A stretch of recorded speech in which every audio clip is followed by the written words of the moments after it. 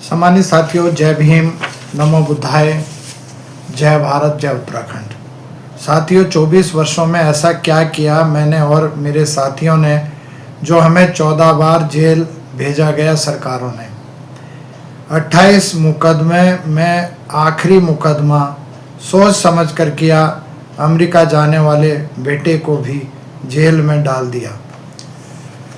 साथियों, जेल में किसी भी क्रांतिकारी को या आंदोलनकारी को या किसी नेता या अभिनेता को इसलिए डाला जाता है ताकि वो बदनाम हो जाए और टूट जाए और बिखर जाए। लेकिन 24 वर्षों के इतिहास में थोड़ा सा आप पीछे से अगर नज़र डालेंगे तो विशेष करके उत्तराखंड के जनजाति क्षेत्र में 332 बंधुआ मजदूरों को मुक्त कराया गया और उनके अपने दम पर उनका पुनर्वास करवाया गया। ये बातें उस क्षेत्र के लोगों को और उस क्षेत्र के नेताओं को नागवारा गुजरी और एक कार्यक्रम के दौरान मेरे ऊपर किस तरीके का जानलेवा हमला हुआ है उसको आप खुद देख सकते हैं कि किस तरीके से मेरे ऊपर पथराव करके मुझे इस दुनिया से अलविदा करने का काम किया गया था। लेकिन सत्य में जयते, जब मेरी सच्चाई थी तो मैं एक ऐसे षड्यंत्र से भी बच के आया था, लेकिन जब सच्चाई थी तो आप लोगों के बीच में हूँ। और साथियों, उसके बाद सरकारों ने, चाहे वो कांग्रेस की रही हो, भाजपा की रही हो, बारी बारी से आज तक 14 बार जेल की सलाखों के पीछे मुझे और मेरे साथियों को डालने का काम किया। आखिरी का जो 28वां मुकदमा है वो बहुत सोच समझ के किया गया, क्योंकि एक मेरे लौते बेटे को बीकॉम की पढ़ाई पूरी करने के बाद 11 दिन के बाद अमेरिका कैलिफोर्निया जाना था।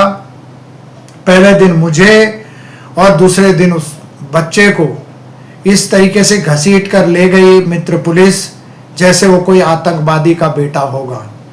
जेल की सलाखों के पीछे लगभग 16 महीने तक जमानत नहीं होने दी नेताओं ने, लेकिन सत्य में जयते यहाँ पर भी लागू होता है। आखिर मैं आज आप लोगों के बीच में हूँ और जो 28 मुकदमे दर्ज हुए थे जिसमें मेरे साथियों को भी बहुत गंभीर यातनाएं दी गई, जो आज मेरे साथ में खुल के खड़े हैं। मैंने पिछले लाइव चर्चा के द्वारा उनको आप लोगों के बीच में दिखाया भी था। वो साथी डट के मेरे साथ खड़े हैं और आज भी संघर्ष कर रहे हैं। लेकिन साथियों, जेल से आने के बाद जो ऐतिहासिक कार्यक्रम मेरे साथियों ने मेरे साथ मिलकर मेरे इरादों को मजबूत करने का काम किया, वो आज आप लोगों के बीच में रखना चाहता हूं। साथियों, सबसे पहला ऐतिहासिक कार्यक्रम 75 वर्ष के बाद 24 जून 1967 में जनजाति क्षेत्र जौनसारी जनजाति के नाम से घोषित उस क्षेत्र में, जिसमें हजारों योजनाएं डॉक्टर बाबा साहब अम्बेडकर के नाम से हर समाज के लोग खाने का काम कर रहे हैं।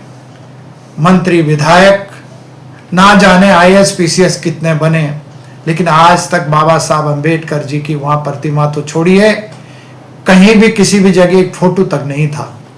लेकिन मेरे साथियों ने मुझे हिम्मत देने का काम किया, साथ मिलकर कंधे से कंधा मिलाकर आज चक्राता के नवीन चक्राता पुरोड़ी के अंदर ऐतिहासिक अम्बेडकर पार्क के साथ साथ भव्य प्रतिमा 14 अप्रैल 2025 को स्थापित करने का काम किया।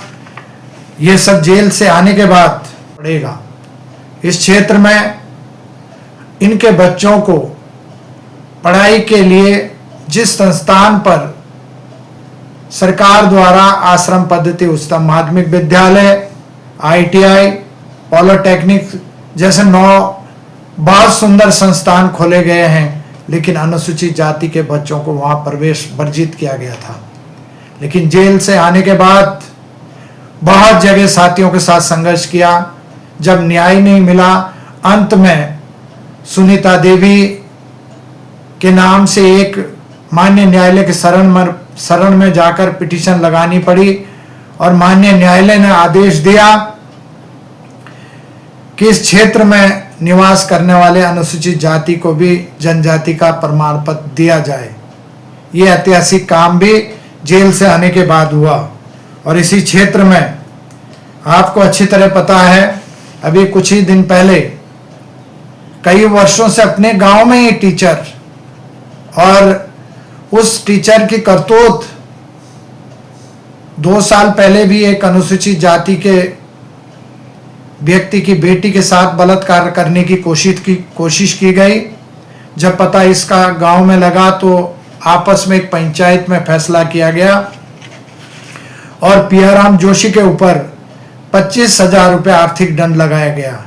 लेकिन उसके हौसले और बढ़ गए। इस बार उस दरिंदे ने बकायदा एक गांव की गरीब बच्ची को अपने सेब के बगीचे में निराई गुड़ाई करने के बहाने बुलाया और उसके साथ दरिंदी की।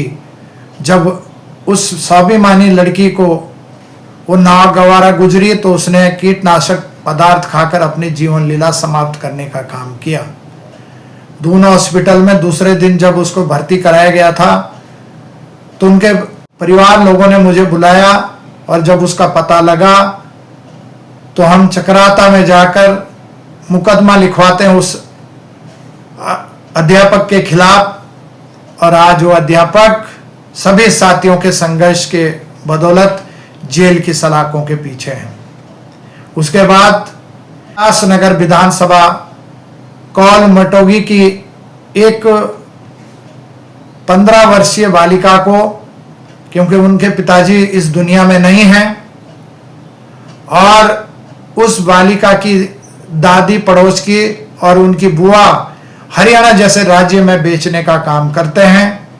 और जब उसका पता हमारी टीम को लगा तो उस पीड़ित के साथ उनको न्याय दिलाने के लिए कोतवाली विकास नगर में मुकदमा दर्ज करवाया गया।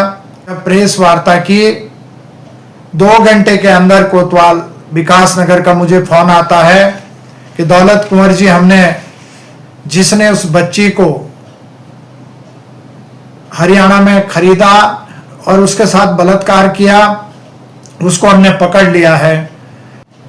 केदारनाथ, बद्रीनाथ, गंगोत्री, जमुनोत्री 4 धामों को विश्व पटल पर जाना जाता है, लेकिन बद्रीनाथ के अंदर पिछले 30, 25, 20 वर्षों से जो अपने प्रसाद की ठेलियां लगाकर मंदिर से काफी दूर अपने बच्चों का पालन पोषण प्रसाद बेचकर उनके जूते सामान की रक्षा कर जो भी स्वेच्छा से वो दान देते थे उससे अपना परिवार का पालन पोषण कर रहे थे, वो भी उस क्षेत्र के लोगों को नागवारा गुजरा। उनकी रात को 12 बजे ठेलियां नदी में फेंकने का काम किया गया था। लेकिन धन्यवाद देना चाहता हूं मैं भारत संवैधानिक अधिकार संरक्षण मंच के अपने पूरी टीम को, जिनके द्वारा उनके लिए संघर्ष किया गया और वो चीज भी आप लोगों के सामने है, उसके लिए भी मैं धन्यवाद देना चाहूंगा आपको।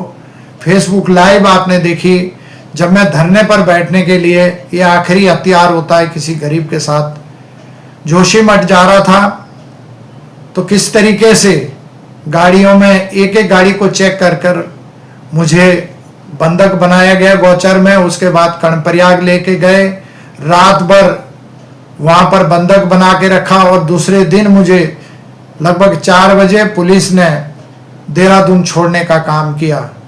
लेकिन मैंने दोबारा जाने की जब कोशिश की तो मैं धन्यवाद देना चाहूंगा इसके लिए मित्र पुलिस को कि आज उन सभी 32 के 32 परिवारों को वहां पर पुनः विस्थापित करने का काम किया गया, उसके लिए बहुत बहुत धन्यवाद।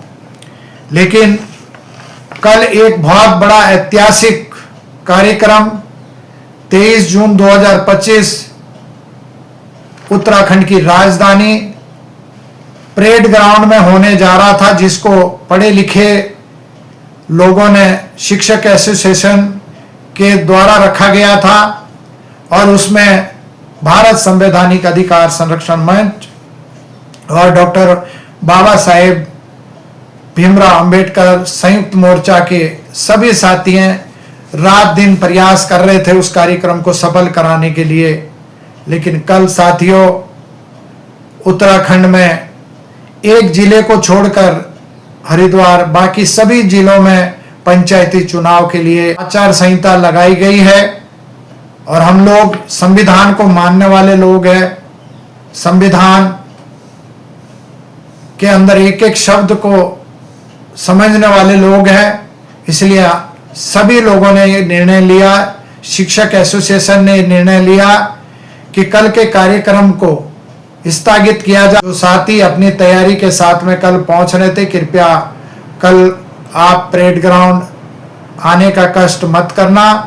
भविष्य में चुनाव के बाद इससे भी डबल तैयारी के साथ हम लोग भव्य आंदोलन करने के लिए मजबूर हो जाएंगे यदि सरकार ने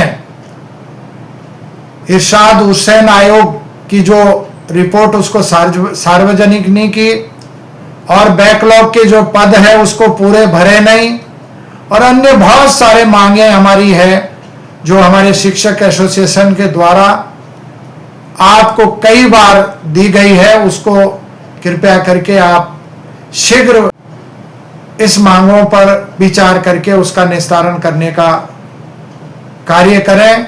इन्हीं सब बातों के साथ में आप सबका बहुत बहुत धन्यवाद, बहुत बहुत शुक्रिया।